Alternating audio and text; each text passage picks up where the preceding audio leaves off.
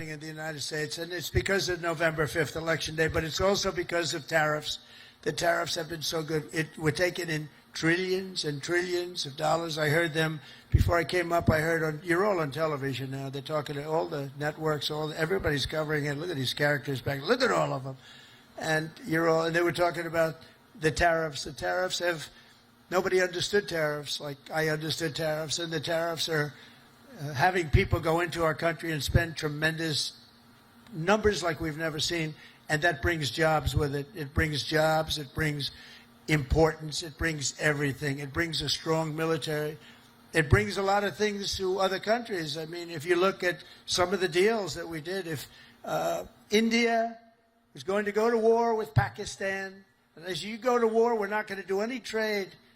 We're going to put big tariffs on both countries, and they said, well, I guess we're not going to go to war. 2 nuclear powers, we stopped it, but we stopped a lot of wars. Tariffs, without tariffs, we wouldn't have national security like we have it. We've never had national security like we have it right now. And literally a year ago, you had very little national security. You had people that didn't have a clue. American strength is roaring back like never before, and with your help, America is respected once more, and it is respected at levels that we haven't seen before. On my first day back in the White House, I deployed the men and women of the United States military to stop the invasion on our southern border, right? It was an invasion, losing hundreds of thousands of people to fentanyl and to drugs, and now we have the most secure border in American history. For 5 months, they said no people came into our country illegally. They came in through a legal process, but nobody came in through the southern border. Can you imagine? Even I can't, it's hard to believe that. And we do have it tight as a drum, but that's what we have to have. If you don't have borders, if you don't have a fair media, you need certain things. You need a good, fair media. They're getting better. They're not there yet, that I can tell you. But they're getting better. But you need borders. You got to have borders in a country, or you don't have a country. And now we have a border that the likes of which this country has never seen before, and people respect us for it. With the help of our war fighters, we're decimating the savage drug cartels that poison our people. 200,000 people, maybe more than that, died last year because of what came into our country. Through an open border policy where 25 million people poured into our country, totally unvetted, totally unchecked. They came from prisons. They came from mental institutions and insane asylums. They were drug dealers. They were bad people. 11,388 were murderers, half of which committed more than one murder. They let them into our country. We're getting them the hell out. We're getting them out. We're getting them out fast. Is that okay with you? Yes, right? I have no doubt. Got to get them out. Just an unforced era. And we're also straightening out our cities. Washington, D.C., our beautiful capital, was a killing mess. People getting killed all the time. It was very high crime. And we sent in our National Guard, again, great people. And I don't say they were totally politically correct. That's okay. And now it's very safe. Now it's considered a very safe. It took 12 days. We got 1,700 people, career criminals, many of which came in through Biden's open border, and they infiltrated our nation's capital. And we had a very unsafe capital, but for years before that it was very unsafe. Now it's as safe as there is anywhere in the country. You can have your daughter, your girlfriend, your wife, your boyfriend walk right in through the middle. Nobody's going to touch them. The crime is down to almost nothing. It's a whole different ballgame. It took literally 12 days, but let's give us a month to do it really. We had it drum tight, and it's a beautiful thing. And our people in the service, and people don't care. If we send in our military, if we send in our National Guard, if we send in Space Command, they don't care who the hell it is. They just want to be safe. And we have safe cities now. We're starting in Memphis, and Memphis was a disaster. It's been there. They've been there for 2 weeks, and it's a whole different series. Crime is less than half, and within a month it'll be gone. Getting rid of all the bad ones. And we're going to go into Chicago. We're going to go into our cities. We're going to clean them out. We're going to straighten them out. And we're going to have safe cities because you want to protect safe cities. We're going to have beautiful, safe cities, and it's happening very quickly and very easily, actually. It's easy for us. It's hard for them. And we have to have a little more help. It doesn't matter, really. We can do as we want to do, but it would be nice to have more help from some of the Democrat governors that don't mind. In Chicago, 2 weeks ago, 4 people murdered, 11 people shot. This weekend, it was like terrible, much worse than that. And then we have a governor that stands up and says, oh, it's wonderful. It's not wonderful. And what we're doing is we're going to make it totally safe. It'll be very safe very soon. And we're doing that with all of our cities that are troubled. We have cities that are troubled. We can't have cities that are troubled. And we're sending in our National Guard. And if we need more than the National Guard, we'll send more than the National Guard, because we're going to have safe cities. We're not going to have people killed in our cities. And whether people like that or not, that's what we're doing. And you've been watching what our missiles do to boats and ships and submarines. How about the submarine? They said, no, that was just fishing. The radical left Democrats said, well, it was a submarine, but they were just fishing. Submarines don't go fishing, do they? You know more about submarines than I do. You have a beauty park outside, actually. This is a submarine, and you know what it was designed for? Transporting drugs, and it got hit. But each one of those vessels that we hit kill, on average, 25,000 people, American people, every single year. They kill, each one of them kill 25,000 people. So we have to stop it, and we have stopped it. And I want to thank Pete for having the courage to do it. And believe me, people are very honored that you do it. 25,000 people for each boat. For many years, the drug cartels have waged war in America, and at long last, we're finally waging war on the cartels. We're waging war like they'd never seen before. And we're going to win that battle. We're winning it already. The sea, I mean, the only problem is nobody wants to go into the sea anymore. Even the fishing boats, they say, let's take a pass. But they don't want that.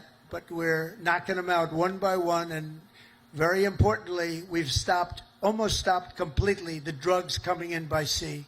And now we'll stop the drugs coming in by land. That's going to be very easy. More importantly, we're ending wars. We're ending wars all over this planet. And as you know, and I said before, I ended 8 wars in 8 months, the most of any president in history. No president that we know has ever ended any war. A lot of them go into wars. But this includes Kosovo and Serbia, the Congo and Rwanda, Pakistan and India, Israel and Iran. You saw that. How about those B-2 bombers? They went in there. They took out that nuclear capability. Iran would have had a nuclear weapon within 2 months. Not anymore. Egypt and Ethiopia, Armenia and Azerbaijan. That was going on for 35 years. Big, horrible war. And just this month, we ended the war in Gaza, in the Middle East. We ended the war in the Middle East. Nobody thought it was possible. And we also just signed a deal in Malaysia between a war that was just starting, Cambodia and Thailand. So we saved millions and millions of lives, and I did it mostly verbally.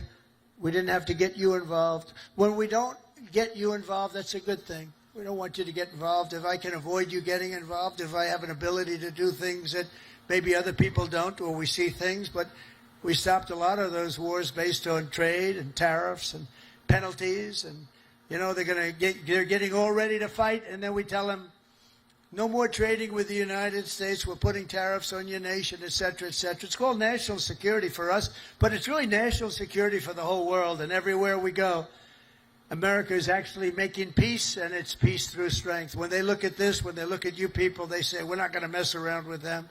So it's very important. After years of crippling inflation, back home we had the worst inflation in the history of our country. Energy costs are down. You know, energy costs are way down. Gasoline prices are way down. Grocery prices are way down. We have a little problem with beef. We're going to get that down very quickly, but the prices are way down. Mortgage rates are down despite having an incompetent head of the Fed. I call him too late. He's always too late. He's too late in lowering interest rates. I call him Jerome Too Late Powell. But despite having a totally grossly incompetent guy, we have we blow through it because we're doing so well. Inflation has been defeated. and workers' wages are rising at the fastest pace in 60 years, and that includes your wages. They're rising in the fastest pace. The workers, I'm not talking about the rich people. Rich people, everyone's doing well. Everyone in our country is now doing well. My first term, we built the greatest economy in the history of the world. We had an economy like nobody has seen before. Now we're doing it again, but this time actually it's going to be much bigger, much stronger. I told you $17 trillion, but it's going to be $21 trillion. And that's numbers that have never been heard of before. Much bigger than any other country in the world by literally $16 trillion. It's amazing. The sailors in the ship sacrificed so much for our country, and the president, and I will tell you, the president standing right up here loves you. I respect you and I love you. And I'm giving everything I have to make sure that when you get home, you find an America that is safe and proud and sovereign and free. One service member who reminds us that we're working for you and for everybody and for our country is Chief Warrant Officer Will Hightower, who serves on the George Washington in the all-important deck department. Do you know what the deck department is? I have no idea. But they do. In April 2024, Will sailed away from Norfolk, leaving behind his wonderful wife, Megan, their precious 6-year-old daughter, and their 1-year-old son. In the past 12 months, he has only been home for 3 weeks total, 3 weeks. An enormous sacrifice, very tough on the family, but an experience everyone on the ship really knows very well.